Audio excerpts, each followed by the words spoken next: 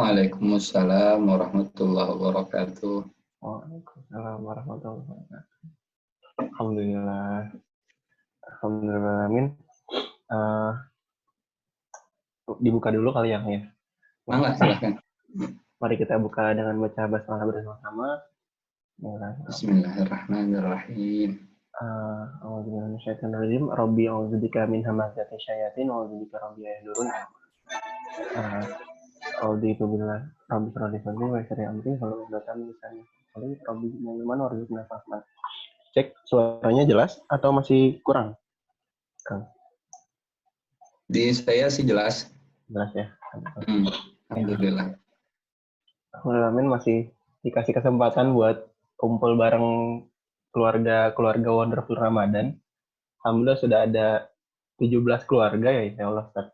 Masya Allah, alhamdulillah. Mudah-mudahan sehat semuanya. Amin. Kang, gimana Kang kabarnya?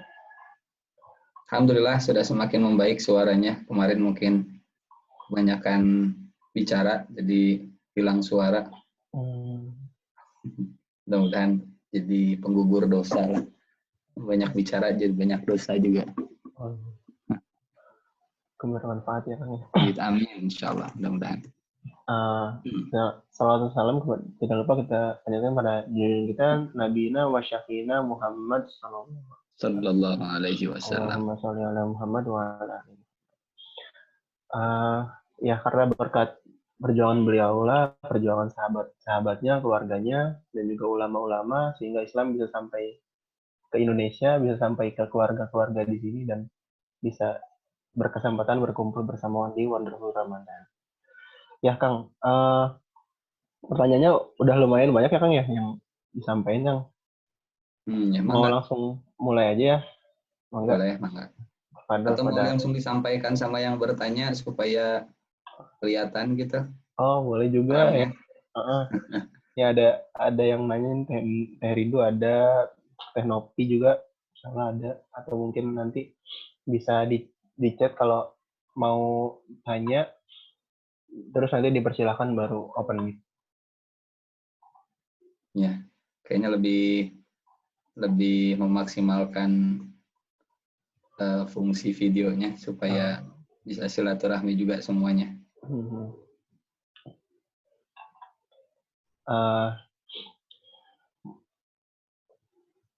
Bismillah Kang. Dari mulai pertanyaannya dari Teh Rindu ya. Teh Rindunya mau nanya sendiri? Boleh? Oh, oke. Diwakilkan aja dulu. Enggak. Soalnya ada anak bayi ya, Kang. Oh iya, enggak. Yang pertama, Kang mau nanya, Rasulullah kan saum pada hari lahirnya di hari Senin. Apakah kita juga boleh saum pada hari lahir kita di selain hari Senin atau Kamis? Buat yang lahirnya selain hari itu. Oke. Mungkin istilahnya puasa apa itu ya? Weton mungkin kalau di kita. Puasa hari lahir. Kalau niatnya karena hari lahir, sejauh yang saya tahu dari zaman para sahabat atau zaman tabi'in, zaman tabi'ut tabi'in, tidak ada yang saum karena hari lahirnya masing-masing gitu. Jadi saumnya Rasulullah di hari Senin, selain memang karena beliau lahir di hari Senin, beliau juga nyebut alasan lain ya di hari Senin itu. Hari waktu amalan itu dilaporkan ke Allah, hari waktu malaikat shift-shiftan gantian naik ke Allah kemudian melaporkan. Meskipun ya tanpa dilaporkan juga Allah sudah tahu gitu. Cuman tugas malaikat memang seperti itu. Jadi bukan karena hari lahir kita terus kita ngikutin hari lahir Rasulullah hari lahir saum, kita juga hari lahir ikutan saum. Beda. Yarhamukillah. Beda antara hari lahir umat dengan hari lahir nabinya. Ya. Jadi kalau seandainya pintu ini dibuka oleh para ulama, tentu setiap hari saum nanti akhirnya. Apalagi Rasulullah juga melarang kalau orang mengkhususkan hari Jumat. Misal, saya misalkan lahir hari Jumat, oh karena Rasulullah juga saum pas hari lahir, saya juga akan saum pas hari lahir. Hari lahir saya itu hari Jumat, akhirnya setiap hari Jumat saya saum. Tapi bertentangan sama hadis Nabi yang melarang mengkhususkan saum di hari Jumat. Seperti itu. Sehingga bukan karena hari lahirnya saja Rasulullah itu saum di hari Senin, tapi ada keutamaan lain di hari Senin itu.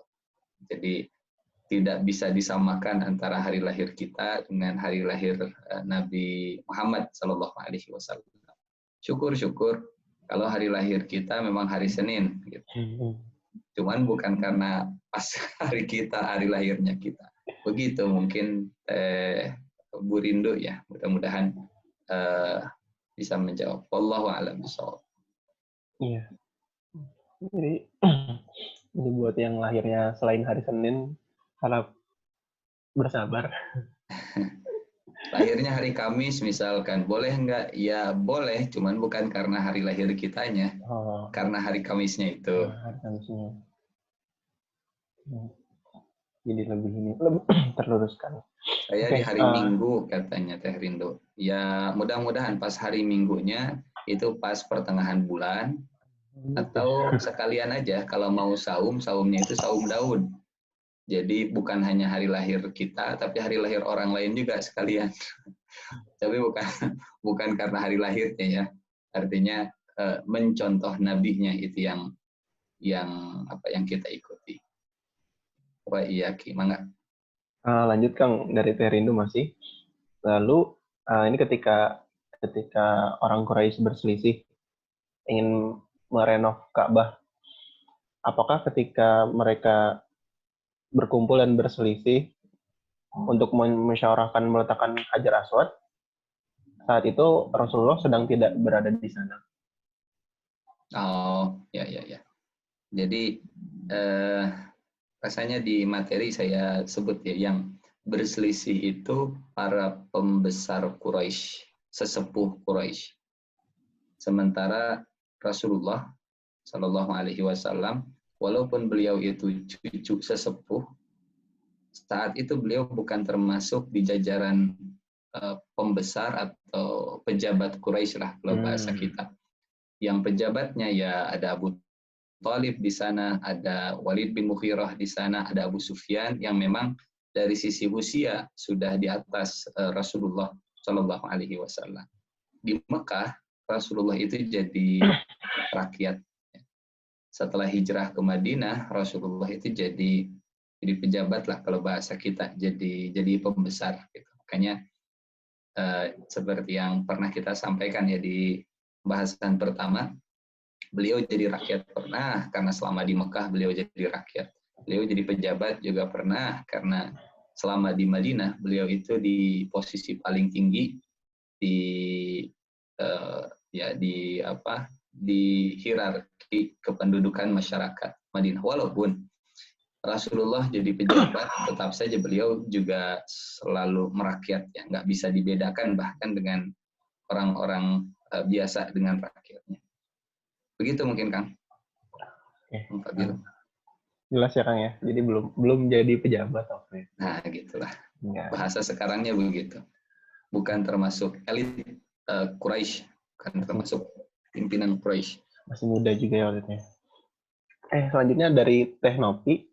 Apakah Teh Nopi mau menyampaikan langsung? Anggap biar sekalian silaturahmi di sini. Iya Teh, boleh Teh. Ramai juga nggak apa-apa Teh. Buat nyampein pertanyaan. Oke. Baik Ustaz, Assalamualaikum warahmatullahi wabarakatuh. Waalaikumsalam warahmatullahi wabarakatuh. Mangga. Gini Ustaz, kemarin kan kita Ustaz telah membahas bahwa beberapa contoh ya, beberapa contoh kisah Rasul dengan para anak kecil gitu ya, begitu luar biasa gitu ya Ustaz ya. Nah, bagaimana kalau misalkan contoh-contoh atau kisah-kisah Rasul dengan anak-anak kandungnya, Ustaz gitu bisa diceritakan gitu, kalau misalkan diceritakan itu bisa kami penasaran gitu dengan kisah-kisah Rasul dengan anak-anak kandungnya sendiri itu seperti apa Ustaz? Gitu. Terima kasih. Sama-sama. Baik, Masya Allah, luar biasa. Jadi yang kenapa kita cerita tentang anak tirinya, kita cerita tentang anak angkatnya, kita cerita tentang ya budaknya Zaid bin Harithah. Satu hal karena Rasulullah nggak pernah membeda-bedakan anak kecil yang ada di rumahnya. Semua diperlakukan seperti anak kandungnya. Jadi kalau seperti itu Rasulullah memperlakukan anak angkat, gambarannya kurang lebih seperti itu juga Rasulullah memperlakukan anak kandung. Minimal sama.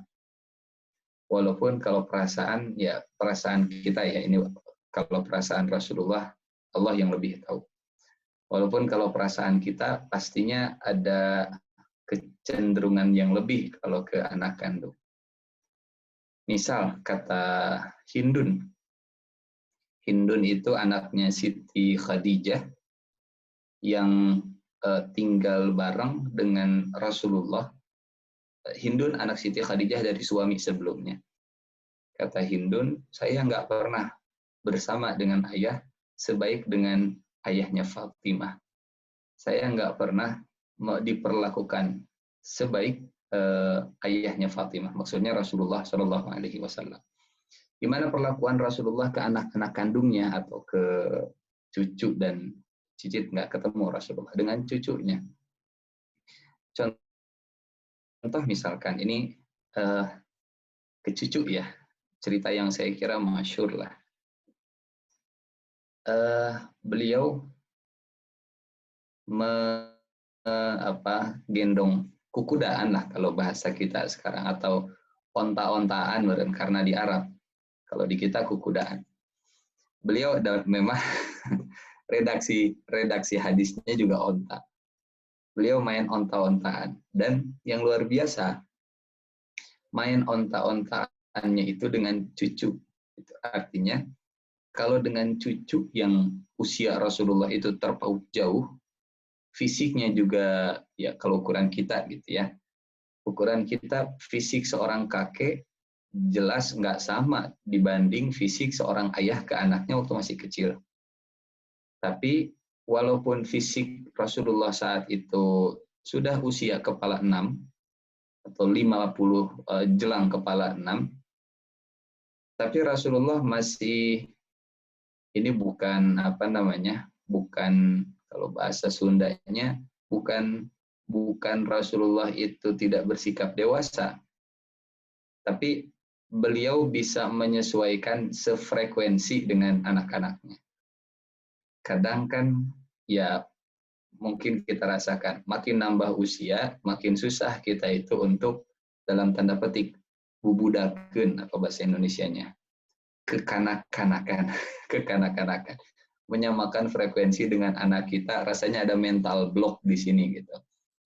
Tapi di usia Rasulullah yang jelang 60, beliau masih bisa ya menyamakan frekuensi dengan cucunya. Padahal beliau sudah jadi kakek gitu. Yang mungkin kalau kata kita, ya kalau kita melakukan itu asa teu pararan tos aki-aki ulin jeung barudak gitulah kalau bahasa kita. Tapi ternyata contoh dari nabinya begitu. Hasan dengan Husain kemudian naik di di Rasulullah, di punggungnya Rasulullah. Kemudian kata Rasulullah, ni'mal jamal jamalukuma wa ni'mal hamalani antuma. Sebaik-baik onta itu onta yang kalian tunggangi. Rasulullah membahasakan dirinya dengan bahasa tunggangan. Sebaik-baik onta itu onta yang kalian tunggangi, dan sebaik-baik penunggang adalah kalian berdua. Ini kalau bahasa kita mungkin ya. Barudak sini naik ke atas punggung. Ayo kita kukudaan. Inilah kuda yang paling hebat. itu sudah jadi kakek. Artinya beliau bisa Masya Allah, menyesuaikan dengan frekuensi anak yang sedang beliau ajak berinteraksi. Meskipun beliau sudah jadi kakek. Satu ini. Yang kedua, misalkan saat beliau atau kita mulai dari awal, memberi nama. Beliau memberi nama ke anaknya itu sebagai diantaranya ada yang diberi nama untuk mengenang orang-orang yang beliau hormati. Satu di antara nama anak Nabi, Abdullah. Ya, anak yang pertama Al-Qasim, anak yang kedua Abdullah. Dan kita tahu nasabnya Rasulullah atau ayahnya Rasulullah itu juga namanya Abdullah. Muhammad bin Abdullah. Beliau punya anak laki-laki yang kedua yang namanya Abdullah. Nah, kalau di kita mungkin nggak ya, nggak biasa. Nama ayah saya misalkan Tajuddin. Nama anak saya laki-laki, misalkan saya kasih dengan nama yang sama. Mungkin kalau di kita mah sopan gitu. Apalagi kalau lagi kumpul keluarga, kemudian saya panggil nama anak saya karena sama. Tajuddin ke sini. Nggak sopan. Tapi kenapa sih beliau memberi nama anaknya dengan nama yang sama dengan ayahnya? Karena beliau ingin menghormati ayahnya, memuliakan ayahnya, ini bentuk budaya bangsa Arab. Kalau mereka ingin memuliakan orang tua, mereka pakai nama orang tua untuk anaknya. Ada yang tahu siapa nama ibu mertuanya Rasulullah? Ibu mertua Rasulullah itu ibunya Siti Khadijah lah. Kalau bapaknya kita tahu Khadijah binti Khuwailid, tapi kalau ibunya, nama ibunya ya Mama Khadijah. Mamanya Siti Khadijah. Nama ibunya itu Fatimah. Ibunya Siti Khadijah bernama Fatimah. Putri bungsunya Rasulullah namanya juga Fatimah. Artinya memberi nama anak bungsu dengan nama ibu mertua. Atau kalau tadi Abdullah itu untuk Rasulullah, ya, kalau Fatimah itu untuk Siti Khadijah.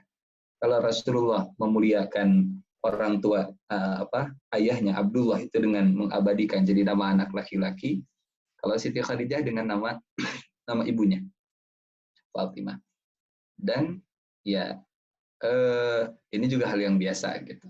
Baik dengan nama ayah atau dengan nama ibu dalam budaya itu hal yang biasa dan nggak jadi rebutan. Kudu itu namanya kudu nggak.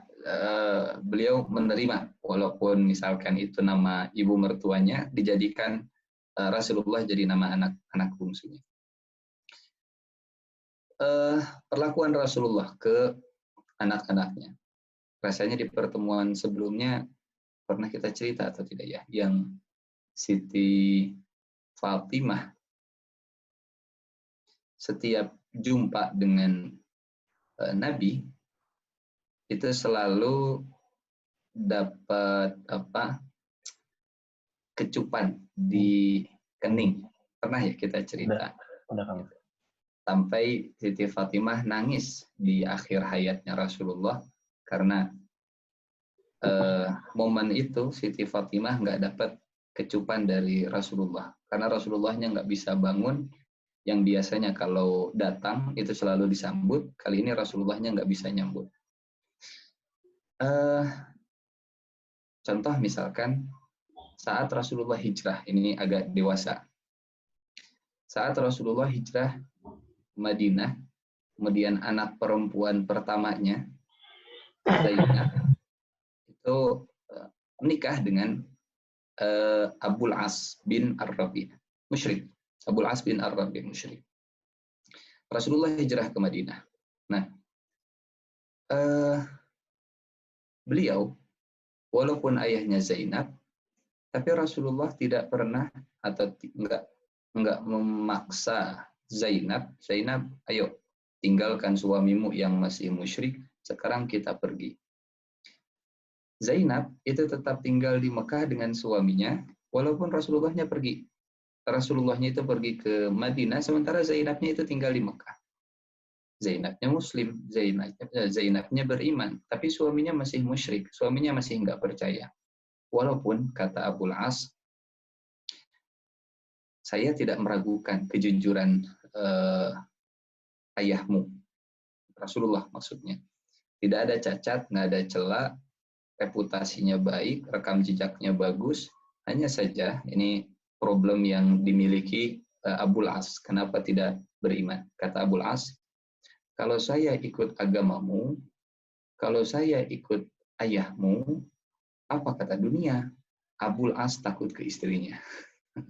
Abul As tunduk ke istrinya. Abul As itu ngekor, jadi pengekor ke bapak mertuanya. Itu yang nggak mau saya dengarkan dari orang-orang Quraisy.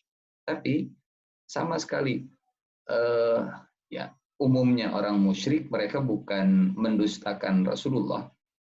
Umumnya orang musyrik mereka menolak dakwah Nabi, nggak mau ngikut jadi ya Muslim karena gengsi, karena harta, karena macam-macam lah. Insya Allah ini akan kita bahas nanti setelah Rasulullah diangkat jadi Nabi, Rasulullah berdakwah, sebab-sebab penolakan orang-orang musyrik itu apa saja. Yang pasti, nggak ada yang nolak masuk Islam karena nganggap Rasulullah itu pembohong. Nggak. Walaupun di lisan mereka bilang Muhammad pembohong, Muhammad tukang sihir, Muhammad pendusta. Hati kecilnya, kata Allah di Al-Quran,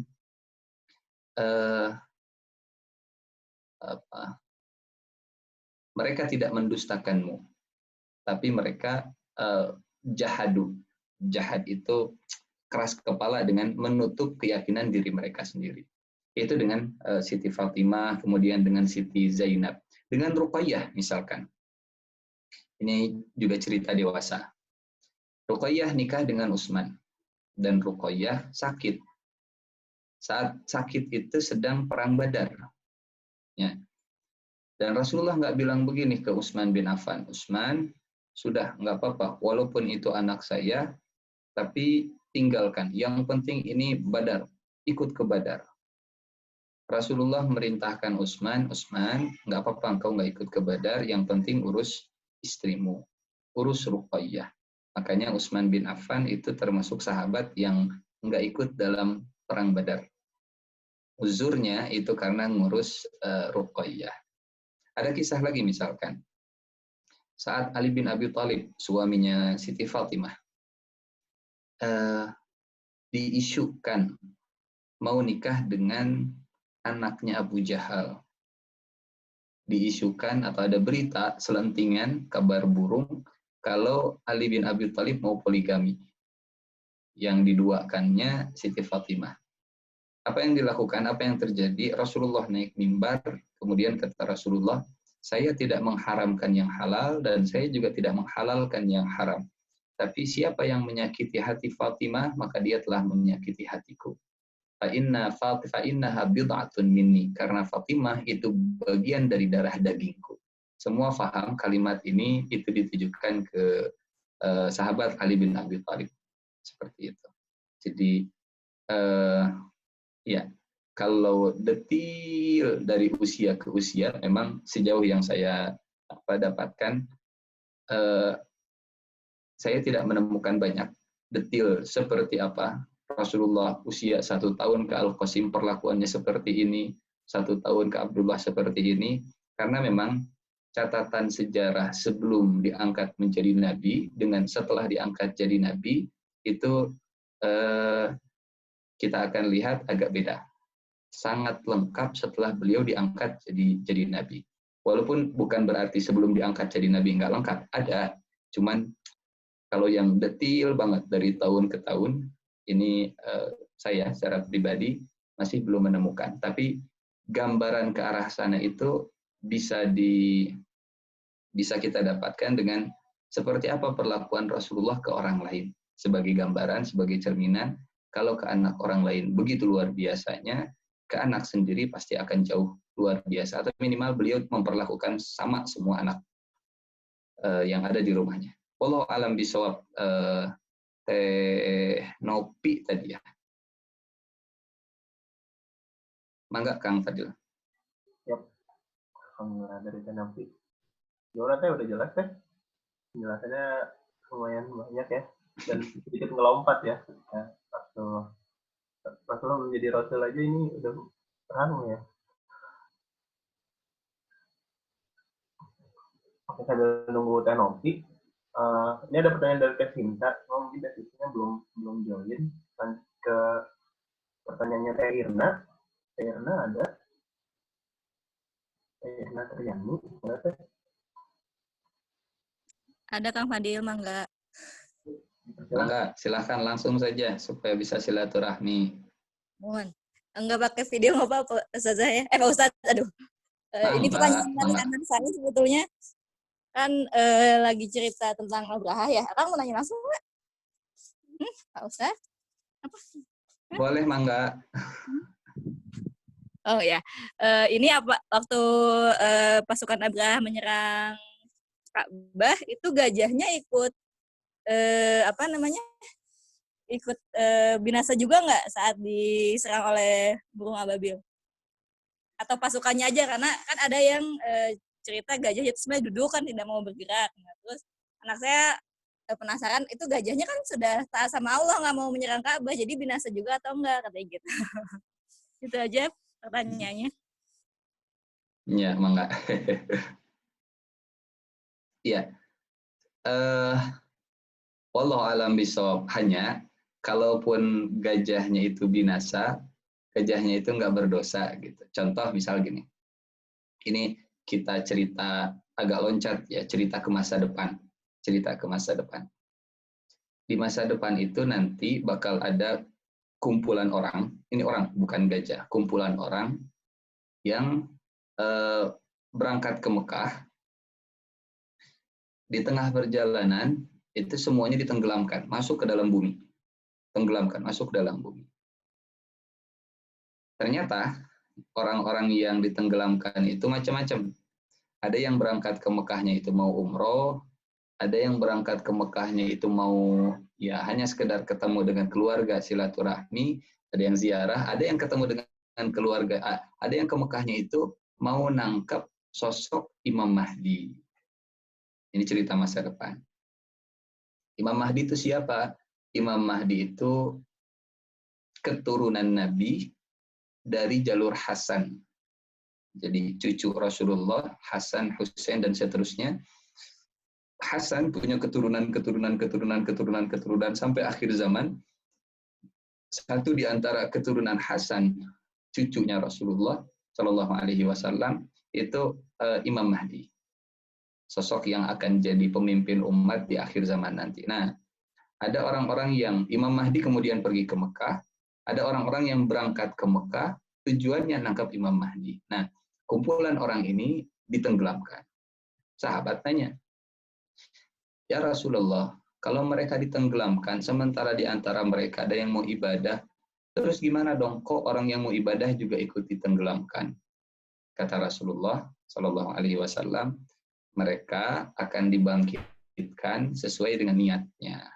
Artinya, walaupun mereka sama-sama dapat musibah, tapi nanti di akhirat mereka nggak akan dapat azab. Gitu. Jadi ini manusia ya, orang soleh yang mau beribadah kena musibah penenggelaman tadi, tapi namanya bukan jadi azab kalau untuk orang soleh.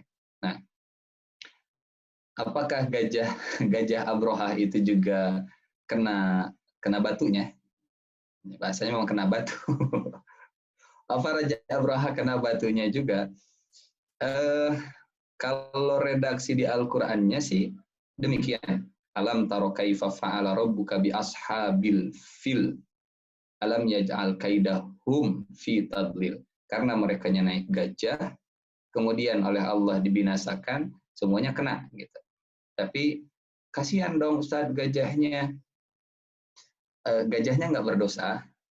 Gajahnya juga sudah menahan diri. Gajah yang paling besar itu di riwayat diceritakan namanya Mahmud, yang sudah didorong-dorong kalau ke arah Yaman ke arah selatan dia mau bergerak, tapi kalau ke arah Mekah dia nggak mau bergerak, kena, semuanya kena. Nah, kasihan dong kalau begitu, kena juga. Kalau satu tempat kena musibah, ya, yang jadi atau yang kena atau yang disebut azab itu yang berdosanya. Kalau hewan karena nggak ada dosa, jadi gimana bahasanya kalau ke anak kecil? Allah sayang sama makhluk yang memang sudah menahan diri supaya nggak maksiat. Tapi yang namanya mati, kematian, itu pasti semuanya bakal mengalami. Gitu. Semuanya bakal kena. Dan kalaupun nanti dibangkitkan lagi, yang bakal masuk neraka itu Raja Abrohah dan pasukannya. Gimana dengan hewan yang sudah nahan diri, dibangkitkan, ya, semua hewan akan dibangkitkan, tapi kemudian nggak akan masuk neraka. Kemudian kembali jadi tanah, sampai kata orang-orang kafirnya, ya laitani kuntu turoba, oh enak ya, mereka tinggal dibangkitkan balik lagi jadi tanah. Saya juga pengen kalau begitu, kalau bisa seperti itu. Begitu mungkin kalau melihat ya terjemahan dan redaksi yang ada di Al-Qur'an, semuanya kena. Semua yang bareng-bareng dengan Raja Abrohah itu kena. Makanya hati-hati dengan lingkungan, hati-hati dengan kebersamaan. Kalau lingkungannya jelek, kita ada di lingkungan yang jelek, khawatir nanti kita kena batunya juga. Wallahu a'lam bishawab. Bu siapa tadi? Teh Irna. Iya. Ya, buat anaknya ya yang nanya pertanyaan. Wah, keren ya, Masya Allah. Gimana Teh Irna? Udah jelas? Ya, alhamdulillah jelas. Jazakallah khair. Sudah kan? Wah, iya, Bisa mendengarkan sebetulnya anak saya. Itu sudah kirim. Masya Allah. Oke, dari Teknopi juga jelas Kang tadi, alhamdulillah. Alhamdulillah. Mungkin ini yang dikasih Teh Hani dulu ya, buat Teh Sinta. Kenapa Rahib Bukhaira meminta Abu Thalib menjaga Rasulullah dari orang Yahudi? Kekhawatiran apa yang sebenarnya akan terjadi jika Rasulullah tidak dijaga?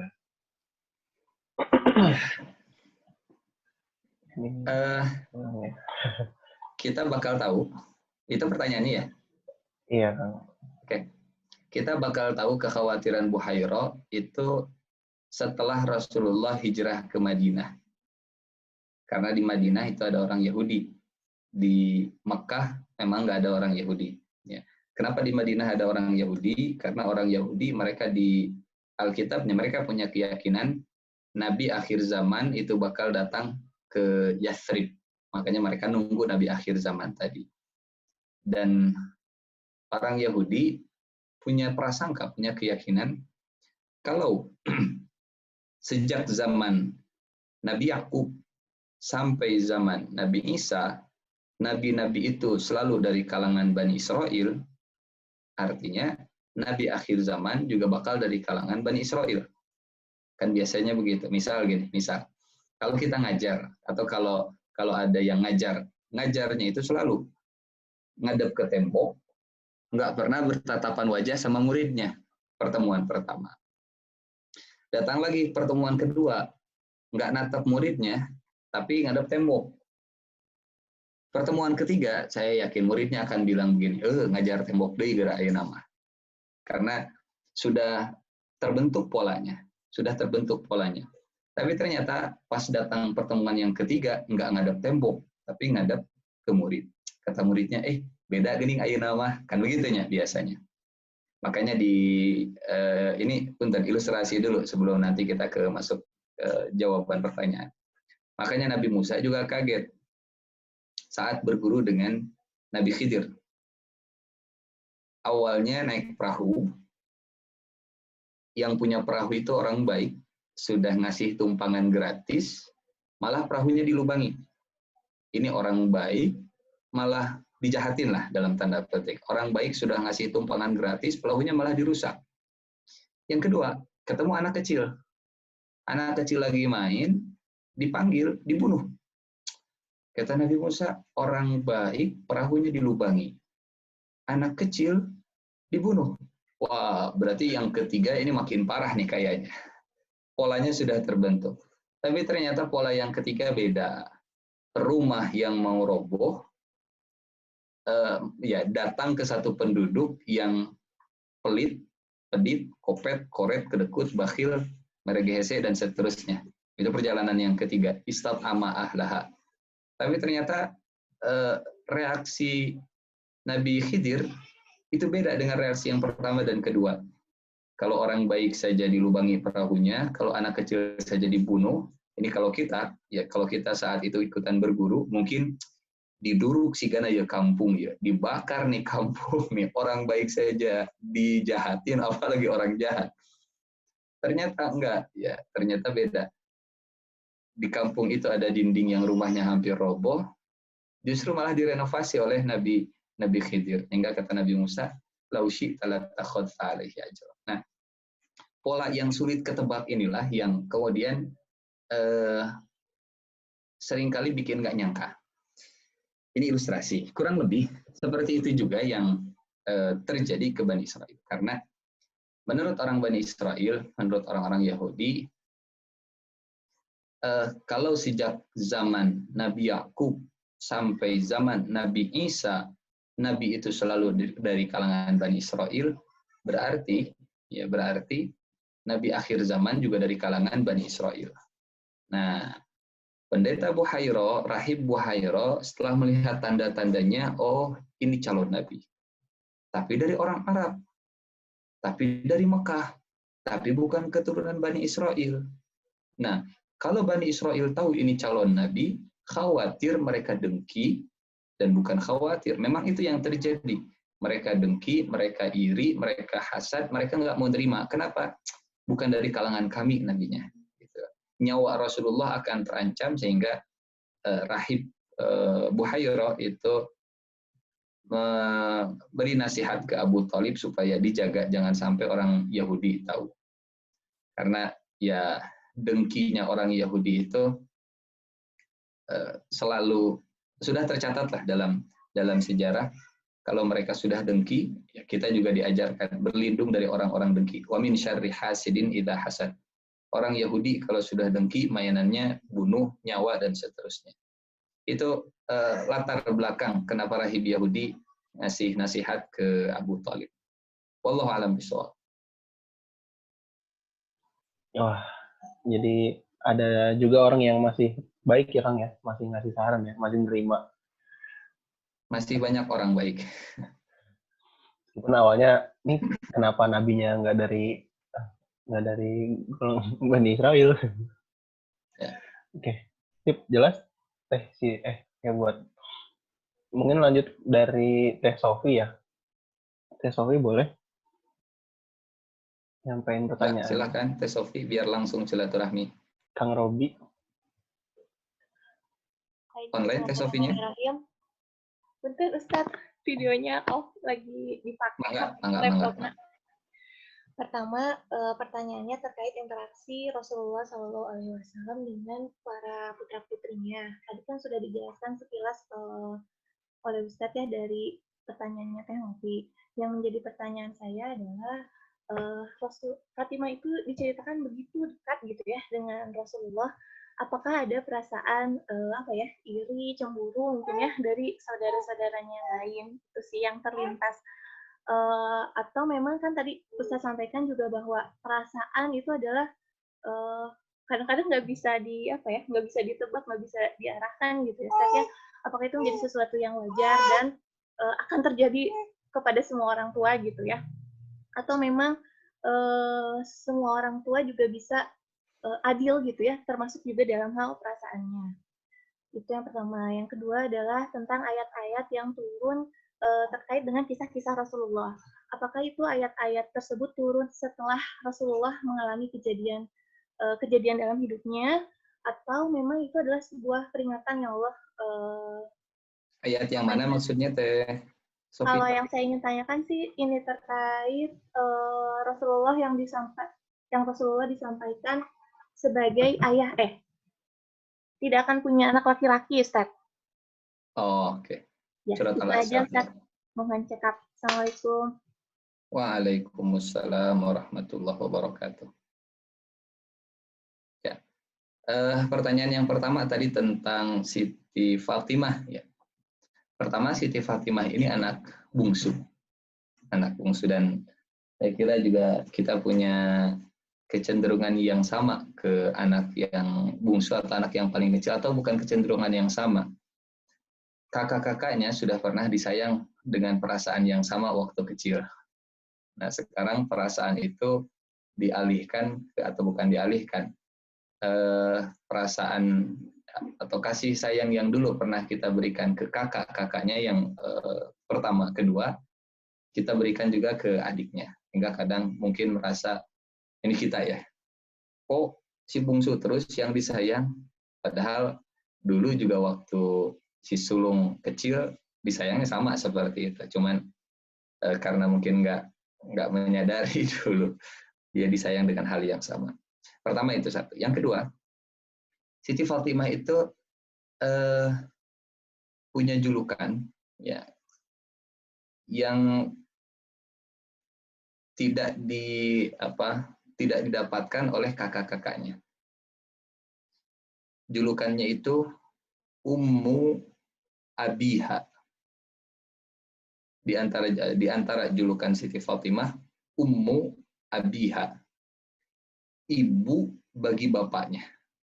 Ummu Abiha, ibu bagi bapaknya. Kenapa disebut ibu bagi bapaknya? Karena ini dalam Hilyatul Aulia misalkan, karena Rasulullah ya dirawat oleh Siti Fatimah atau disayangi oleh Siti Fatimah seperti sayangnya Siti Khadijah ke Rasulullah Shallallahu Alaihi Wasallam, seperti perawatan seorang ibu ke anaknya. Ummu Abiha, seperti ibu buat bapaknya. Anak memperlakukan ayah seperti sayangnya seorang ibu ke anaknya. Jadi walaupun ini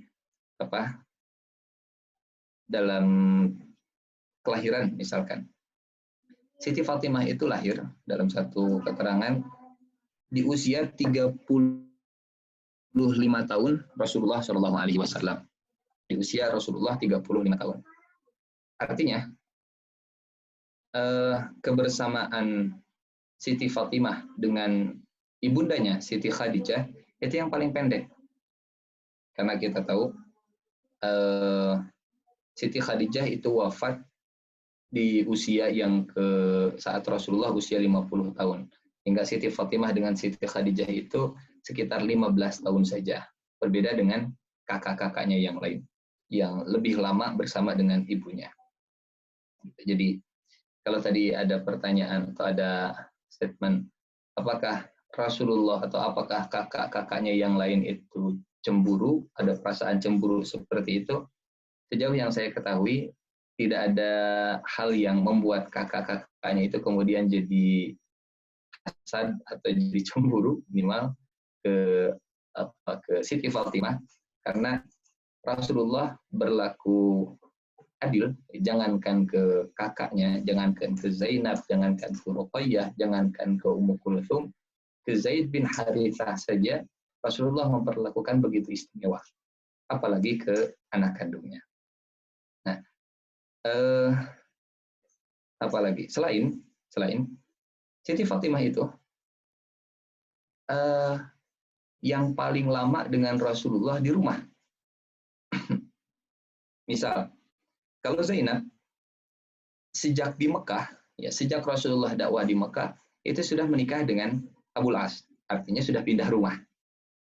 Sudah pindah rumah dengan Abul As. Yang kedua, ini saat diangkat jadi nabi ya. Ruqayyah itu sudah menikah dengan anaknya Abu Lahab. Ummu Kulthum juga begitu, sudah menikah dengan anaknya Abu Lahab. Kalau Ruqayyah dengan Utbah, kalau Ummu Kulthum dengan Utaibah. Yang lama di rumah dengan Rasulullah itu Siti Fatimah. Kapan Siti Fatimah itu keluar dari rumah Rasulullah, pindah dari rumah Rasulullah ke rumah suaminya? Setelah Perang Badar. Perang Badar itu ya di Madinah, 2 tahun setelah hijrah. Sehingga wajar kalau kemudian interaksi yang sangat lama antara Rasulullah dengan Siti Fatimah, itu akan lebih banyak kisahnya, karena anak-anak Rasulullah yang lain, yang laki-laki sudah meninggal, yang perempuan sudah dibawa oleh suaminya, yang paling lama di rumah itu dengan Siti Fatimah radhiyallahu anha. Dan juga semua anak perempuan Rasulullah itu meninggal di saat Rasulullah masih hidup. Zainab meninggal saat Rasulullah masih hidup. Ruqayyah juga meninggal. Ummu Kulthum juga meninggal. Satu-satunya yang hidup saat Rasulullah meninggal itu hanya Siti Fatimah. Sehingga kalau kita menemukan kisah yang begitu banyak antara Rasulullah dengan Siti Fatimah, faktor-faktor tadi itu yang jadi sebabnya. Bungsunya, satu. Kemudian julukannya, bagaimana Siti Fatimah memperlakukan ayahnya, dua. Yang ketiga, lama tinggalnya, karena dinikahinya itu setelah hijrah ke kota Madinah, dan usianya meninggal setelah Rasulullah meninggal. Wallahu a'lam bishawab, itu mungkin Teh Sofi. Kemudian pertanyaan yang kedua tadi tentang ayat ya. Apakah ayat itu ayat yang menyebut Rasulullah bukan bapak dari anak laki-laki? Al-Qasim dan Abdullah itu meninggal sebelum diangkat jadi nabi. Jadi sebelum beliau menerima wahyu, Al-Qasim dan Abdullah itu sudah meninggal. Ada juga anak Rasulullah yang anak laki-laki Rasulullah setelah beliau diangkat jadi nabi, dan itu juga meninggal. Jadi kalau kita gambarkan, dari Siti Khadijah beliau punya 2 anak laki-laki. Dari Siti Maria Rasulullah punya 1 anak laki-laki.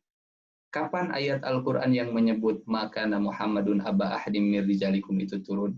Surat Al-Ahzab itu turun. Di tengah-tengah antara ini. Jadi setelah 2 anak laki-laki dari Siti Khadijah meninggal, dan sebelum Ibrahim, ya anak Rasulullah dari dari Siti Maria meninggal. Di tengah-tengah itu ayat surat Al-Ahzab turun. Sehingga saat Ibrahim meninggal, Rasulullah juga sudah menyadari takdirnya kalau beliau tidak akan memiliki anak laki-laki yang hidup sampai dewasa. Meskipun demikian, Rasulullah tetap menangis. Mudah-mudahan bisa jelas. Kalau nggak jelas, maka bisa ditanyakan lagi. Alhamdulillah, jelas Kang. Alhamdulillah. Mangga, kalau ada lagi. Udah jam 9:05 ya. Mungkin ini pertanyaan terakhir ya. Mangga, silakan. Itu dari Teh Feti. Mangga Teh Feti boleh menyampaikan. Bismillahirrahmanirrahim. Assalamualaikum warahmatullahi wabarakatuh. Waalaikumsalam warahmatullahi wabarakatuh. Mangga. Ustadz kan saya tuh suka ada selintas pertanyaan ya.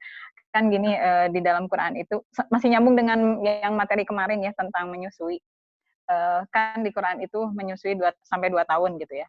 Nah, Quran itu yang tentang menyusui itu turunnya itu saat kapan? Maksud saya gini, bagaimana Fatimah apakah disusui oleh Khadijah gitu ya? Kemudian juga Hasan dan Husain apa tetap disusui oleh Fatimah atau memang masih mendahulukan tradisi kebiasaan yang memang harus menitipkan anaknya ke daerah pedesaan untuk menjaga anaknya? Itu sih.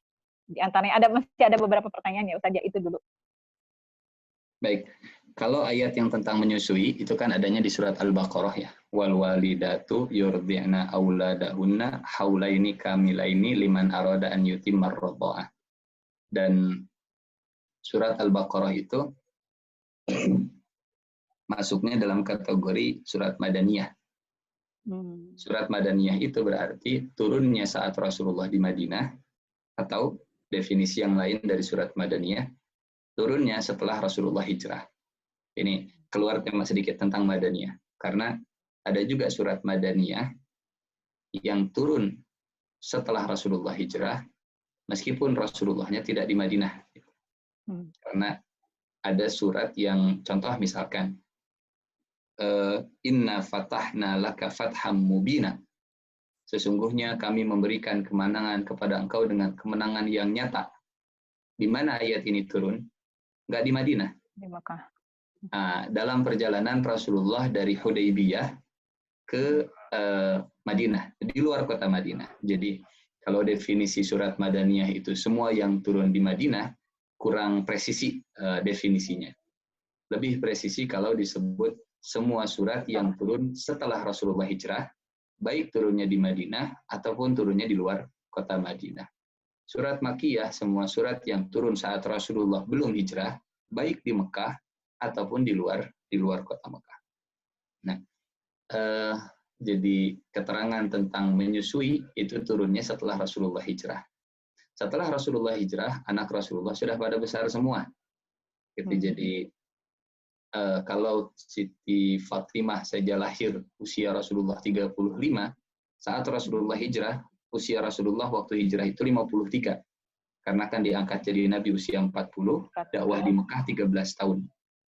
Jadi kalau 35 ke 53 itu sebenarnya 18 tahun, ya, kurang lebih seberapa? 35 ke 53. Ya, kurang lebih 18 lah ya. Ya. Kurang lebih 18 ya, tahun. 18. Kurang lebih ya, seperti itu juga usia Siti Fatimah saat hijrah. Belum turun ayat Al-Qur'annya. Ya, sehingga pas turun ayat Al-Qur'annya mungkin tepatnya di tahun keberapa saya tidak tahu, yang pasti setelah Rasulullah hijrah. Berarti sudah bukan lagi usia disusui semua anak Rasulullah. Nah, kemudian masuk ke pertanyaan, apakah Siti Fatimah kemudian masih melanjutkan tradisi disusui di luar atau tidak? Saya pribadi belum menemukan keterangan apakah Siti Fatimah dikirimkan ke mana? Ke kabilah Bani Sa'ad atau disusui oleh Siti Khadijah. Jadi ini mudah-mudahan bisa jadi PR. Tapi kalau tidak ada keterangan Siti Fatimah dan anak Rasulullah dikirim keluar, kemungkinan besar disusuinya itu oleh ibu kandungnya sendiri. Disusuinya itu oleh Siti Khadijah radhiyallahu anha. Seperti itu mungkin, Feti. Ya, ini sih sebetulnya nggak terlalu penting-penting amat, cuman ketika misalnya kan turun perintah tentang hijab, langsung pada pakai hijab, kerasa gitu ya hadis-hadisnya itu gitu. Terus ketika misalnya disuruh meninggalkan hamar kan bertahap, tapi kan memang sampai yang air anggurnya itu dikucurkan gitu ya, sampai kota-kota tuh penuh dengan air gitu kan. Makanya kalau cerita tentang kisah diturunkannya Quran itu tentang menyusui, saya belum pernah mendapatkan cerita misalnya Hasan Hussein langsung disusui oleh Fatimah gitu misalnya. Nah itu sih Ustadz sebetulnya sih nggak terlalu penting-penting amat sih pertanyaannya gitu ya. Tapi kalau misalnya memang ada kisahnya, saya senang gitu mendengar kisah itu gitu untuk memotivasi juga. Kita jadikan PR ya, siapa yang menyusui cucu-cucunya Rasul. Ya, untuk memotivasi sih karena kan ya orang-orang ya istilahnya memotivasi teman-teman saya juga gitu ya seperti itu. Kemudian pertanyaan berikutnya Ustadz tentang Usamah gitu ya. Kemarin kan dikisahkan tentang siapa? Usamah. Oh, Usamah. Ya kan 18 tahun sudah jadi panglima perang gitu ya. Nah, ada nggak sih seperti apa gitu ya kan berarti kan Usamah masih kecil. Kemudian bagaimana sih Rasulullah pendidikannya gitu ya, mendidik para sahabatnya itu muda udah sampai bisa berani jadi panglima perang gitu. Terutama sih saya nyambung ke kurikulum yang kemarin yang kayak misalnya kan ternyata Rasulullah berenang juga di usia perkiraan 6 tahun gitu ya. Kemudian 7 tahun diajarkan diajarkan sholat gitu ya, yang seperti itu ya tahapan-tahapan itu. Nah, ada nggak kurikulum yang kalau zaman sekarang mah apa tuh ya? Ini ngajarin anak tuh tahapannya mungkin prioritasnya apa dulu gitu. Itu sih Ustadz. Baik. Punten, tadi tentang yang menyusui, kalau nanti bisa dibuka Al-Qur'annya atau kita share dulu ya. Ada yang ingin saya share dulu sebentar. Nanti kita ke pertanyaan yang kedua. Bisa di enable ini untuk screen sharing-nya? Enggak Teh Hani. Buat supaya kita baca sama-sama saja. Share screen ke Kang Abe ya. Nah, Ini karena ada keterangan host disable participant screen sharing. Nah, alhamdulillah. Makasih, hatur nuhun. Nah, kita baca ayatnya ya. Para ibu hendaklah menyusukan anak-anaknya selama 2 tahun penuh. Surat Al-Baqarah ayat 233. Yaitu bagi yang ingin menyempurnakan penyusuan. Dan kewajiban ayah memberi makan dan pakaian kepada para ibu dengan cara yang ma'ruf. Tapi di sini, yang saya quote, dan jika kamu ingin anakmu disusukan oleh orang lain, maka tidak ada dosa bagimu apabila kamu memberikan pembayaran menurut yang patut. Artinya, di surat Al-Baqarah 233 ini juga tidak menutup, ya, tidak melarang kalau seandainya ingin disusui oleh wanita lain. Gitu. Jadi, bukan berarti dengan turunnya ayat ini nggak boleh lagi disusui oleh wanita lain, nggak, karena ada keterangannya juga. Wa in aradtum an tastardi'u auladakum fala junaha 'alaikum. Jika kalian ingin anak kalian disusukan oleh orang lain, maka tidak ada dosa juga bagi kalian. Sehingga kalau ayat ini turun atau setelah ayat ini turun, memang agak beda. Kalau tadi dikomparasi dengan khomar yang langsung ditinggalkan, misalkan ayat jilbab yang langsung dipakai. Tapi kalau di ayat ini ya, karena memang Allahnya juga yang membolehkan, ada yang disusui dengan anaknya, ada juga yang disusukan oleh ibu yang lain. Wallahu a'lam bishawab. Yang kedua tadi tentang sosok Usamah bin Zaid dan mayoritas para sahabat. Apa sih kurikulumnya sampai Masya Allah luar biasa seperti itu? Yang saya pahami, kurikulum yang dipraktekkan oleh Rasulullah untuk mengajar para sahabat, ya Al-Quran itu sendiri. Al-Quran itu jadi kurikulum utama Rasulullah mendidik para sahabat setidaknya selama 23 tahun. Jadi bukan pendidikan 6 tahun SD, kemudian 3 tahun SMP, tapi 23 tahun itulah Rasulullah mendidik para sahabat. Dari mulai, dan yang luar biasa, asbabun nuzul, turunnya ayat, tartib turunnya ayat, itu juga penting untuk jadi perhatian. Karena itu bagian dari kurikulumnya. Kurikulum Allah, kurikulum Rasulullah, kurikulum untuk mendidik para sahabat. Yang pertama kan yang ini insya Allah akan jadi bahasan kita, insya Allah. Ayat yang pertama turun, itu ternyata bukan wa aqimus shalah. Kan gitu ya. Ayat yang pertama turun bukan ya ayyuhan nabiyyu jahidil kuffar wal munafiqin waghlud alaihim. Bukan itu ayat yang pertama turun. Ayat yang pertama turun bukan wala taqulu liman yuqtalu fi sabilillahi amwat bal ahya. Bukan itu ayat yang pertama turun. Artinya itu juga bagian dari kurikulum. Jadi kurikulumnya apa? Yang pertama kurikulumnya Iqra bismi rabbikal ladzi khalaq. Khalaqal insana min 'alaq. Kurikulum yang kedua apa? Kurikulum yang kedua penguatan spiritual.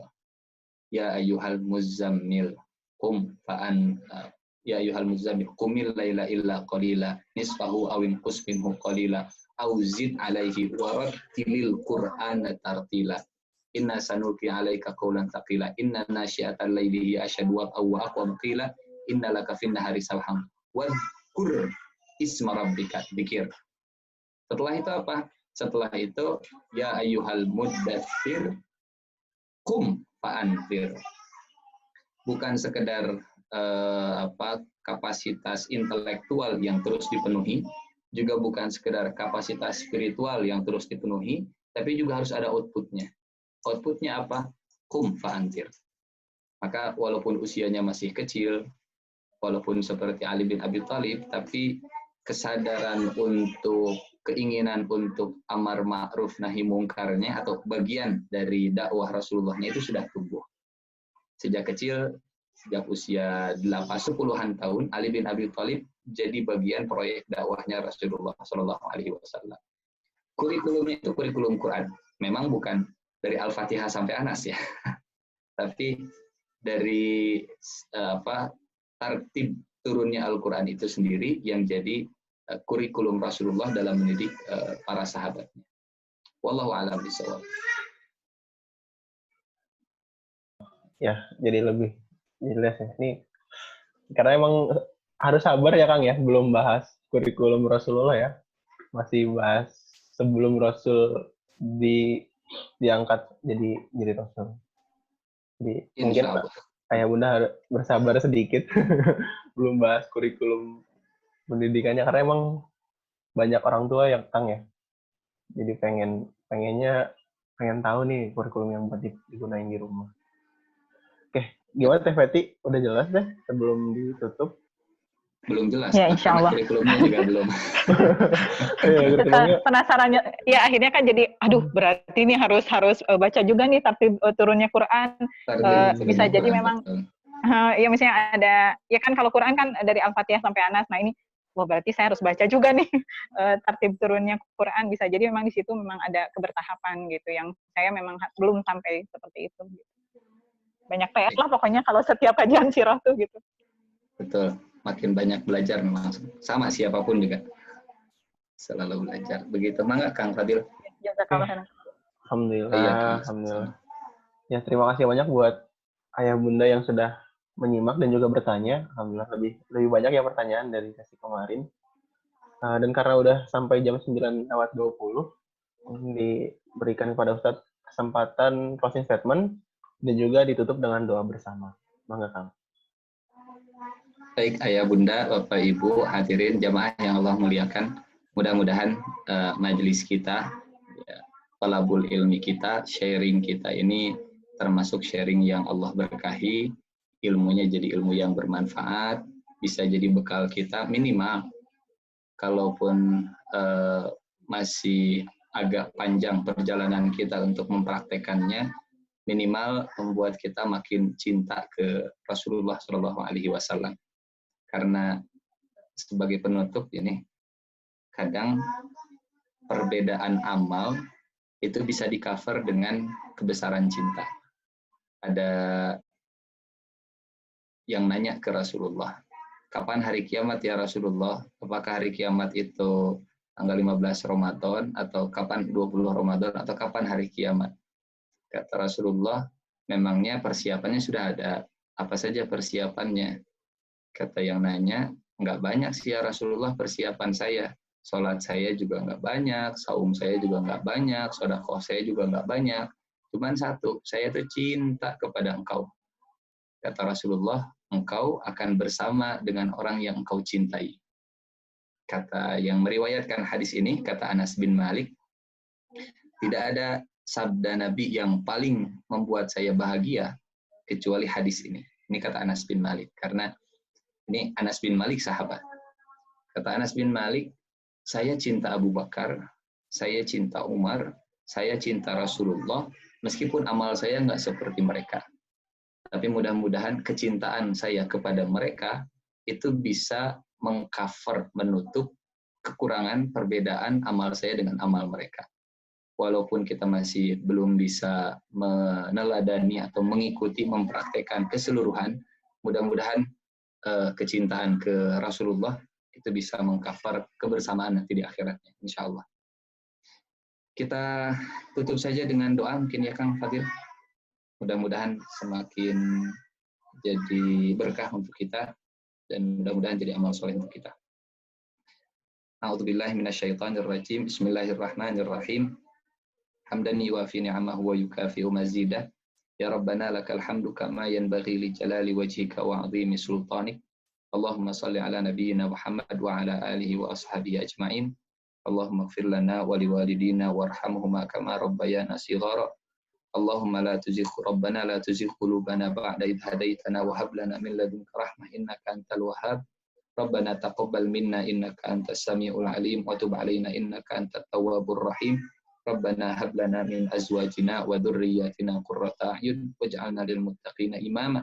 Rabbana atina fid dunya hasanah wa fil akhirati hasanah wa qina adzabannar. Wa sallallahu ala nabiyyina Muhammadin wa ala alihi wa sahbihi ajma'in. Walhamdulillahi rabbil alamin. Amin ya rabbal alamin. Oke, alhamdulillah. Jazakallahu khair buat Ustadz, buat waktunya, buat ilmunya, juga semua ayah bunda. Boleh dipersilakan yang ingin open mic atau mungkin memberikan terima kasih kepada Kang Abe Jazakallah khair Ustaz. Jazakallah khairan katsira Ustaz. Iya, sama-sama, sama-sama. Sehat-sehat semuanya selalu. Amin. Ya Rabbal Alamin. Amin. Selalu doakan mudah-mudahan wabahnya cepat selesai ya setiap buka puasa.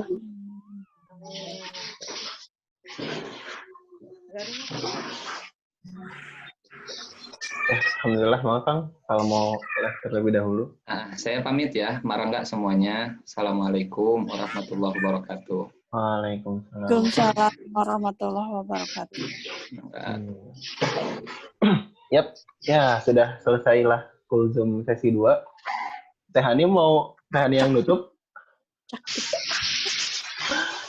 Fadil aja, ke Fadil. Oh ya, selamat ya, alhamdulillah. Terima kasih ayah bunda semua. Alhamdulillah. Hari ya Teh Hani semuanya. Iya. Terima kasih Kang Fadil, Teh Hani. Selamat hari rehat. Hari rehat tidak ada update. Boleh langsung sharing-sharing ya. Mau curhat apapun di grup dipersilahkan. Karena kita dari panitia rehat dulu sehari. Mungkin langsung aja kita tuh dan baca basmalah. Alhamdulillah ya. Alhamdulillahirrahmanirrahim. Istighfar sebaik-baiknya. Astagfirullahaladzim. Dan juga doa. Subhanaka Allahumma wa bihamdika asyhadu an la ilaha illa anta. Makasih banyak, kurang lebihnya mohon dimaafkan. Wassalamualaikum warahmatullahi wabarakatuh. Waalaikumsalam warahmatullahi Ya, dipersilakan ayah bunda buat yang mau melanjutkan kegiatan. Hitung nanti diupload insya Allah.